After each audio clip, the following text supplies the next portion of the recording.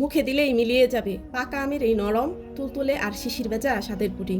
যদি একবার ঘরে তৈরি করেন, আমি গ্যারান্টি দিয়ে বলছি দোকানের দামি ডেজার্ট খাওয়া বলে যাবেন। কোনো ঝামেলা ছাড়া মাত্র কয়েকটি সাধারণ উপকরণ দিয়ে কিভাবে ঘরেই পারফেক্ট ম্যাঙ্গো পুডিং বানাবেন, আজ সেটাই দেখাবো। পুরো 60 মিনিট আমার সাথে থাকুন, কারণ আজকের এই রেসিপি আপনার রান্নার অভিজ্ঞতা বদলে দেবে। আসসালামু আলাইকুম ভিউয়ার্স, আশা করি সবাই ভালো আছেন। আমের সিজনে আম দিয়ে নতুন কিছু ট্রাই না করলে কি চলে, তাই আজ বানাচ্ছি একদম পারফেক্ট ম্যাঙ্গো পুডিং। পুডিংয়ের আসল সৌন্দর্য কিন্তু এর ক্যারামেলে। একটি পাত্রে 2 টেবিল চামচ চিনি আর 1 টেবিল চামচ পানি দিয়ে মাঝারি আঁচে জাল দেব। যখন এটি গোল্ডেন কালার চলে আসবে, ঠিক সেই পর্যায়ে আমরা যে বাটিতে পুডিং জমাবো, দ্রুত সেখানে ক্যারামেলটা ঢেলে চারদিকে ছড়িয়ে সেট হতে দিব।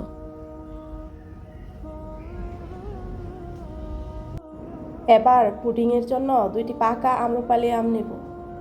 এগুলো খুব ভালো করে পরিষ্কার করে পিচ করে খোসা থেকে ছাড়িয়ে নিব।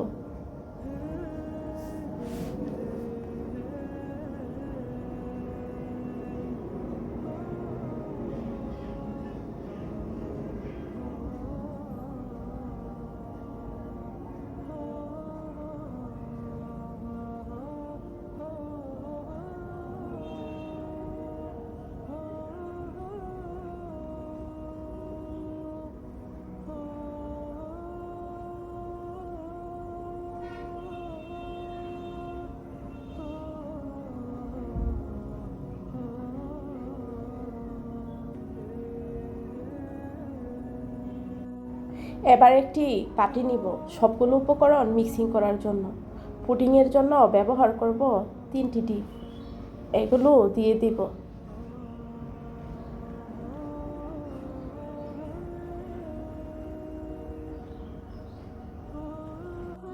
তারপর দিব 2 চা চামচ চিনি। যেহেতু আমগুলো কড়া মিষ্টি, তাই চিনি একটু কমিয়েই দিব। তারপর দিব দুধ। এটা আমি ঘন করে জাল করে ঠান্ডা করে নিয়েছি। এখন দিব 1.5 চা চামচ গুঁড়া দুধ। এই পর্যায়ে দিব সামান্য পরিমাণ ভ্যানিলা এসেন্স, ডিমের গন্ধ দূর করার জন্য। আপনারা চাইলে এর পরিবর্তে এলাচের গুঁড়া ব্যবহার করতে পারেন। এখন সবগুলো উপকরণ হ্যান্ড বিটার দিয়ে বিট করে নিব।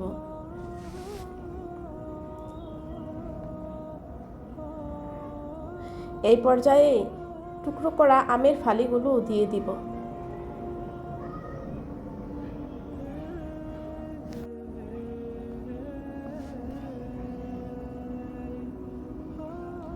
সবগুলো উপকরণ একটি ব্লেন্ডার জারে দিয়ে খুব ভালো করে ব্লেন্ড করে নিব। আপনারা চাইলে হাত দিয়েও চটকিয়ে নিতে পারেন।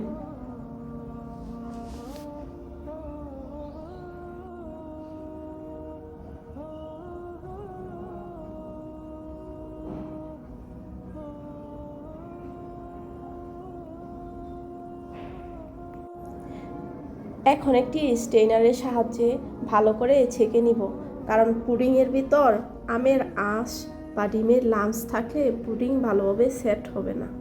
তাই ছাকার কাজটা খুব ভালো করে করে নেবেন।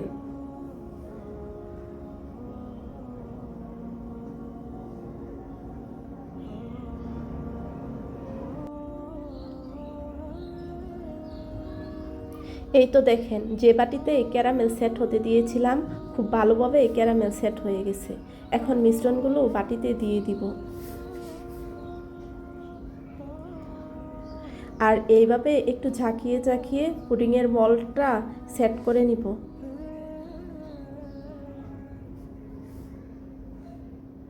এবার ঢাকনা দিয়ে ঢেকে দিব। আপনারা চাইলে ফয়েল পেপার দিয়ে মুখটা আটকে দিতে পারেন। এবার একটি প্যান চুলায় বসিয়ে এইরকম একটা স্ট্যান্ড বসিয়ে দিব। এরপর বয়েল করার জন্য পরিমাণ মতো গরম পানি দিয়ে দিব। এবার পুডিংয়ের বাটিটি ভালো করে সেট করে নিব। ঢাকনা দিয়ে ঢেকে 25 মিনিটের জন্য অপেক্ষা করব।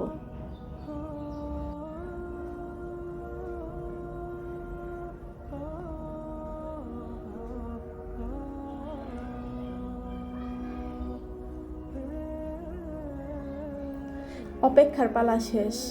ঢাকনা খুলে একটি টুথপিক দিয়ে এভাবে টেস্ট করব।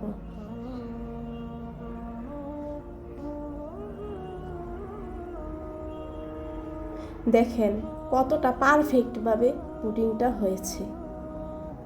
এবার এটি নামিয়ে ঠান্ডা করে নর্মাল ফ্রিজে 2 ঘন্টার জন্য রাখবো। 2 ঘন্টা পর ফ্রিজ থেকে নামিয়ে ছুরির সাহায্যে বাটির চারদিক ছাড়িয়ে নিয়ে পরিবেশন করব।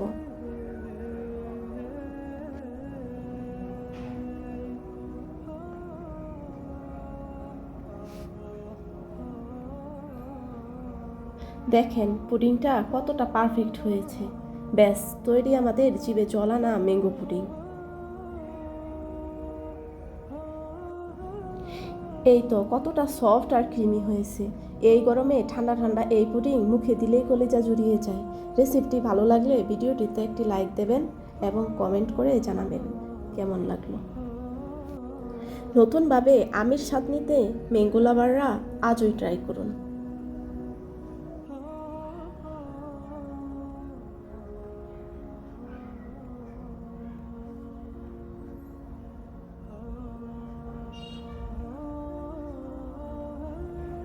এই রকম আরও সহজ ও লোভনীয় রেসিপি পেতে আমার চ্যানেলটি এখনই সাবস্ক্রাইব করে নিন।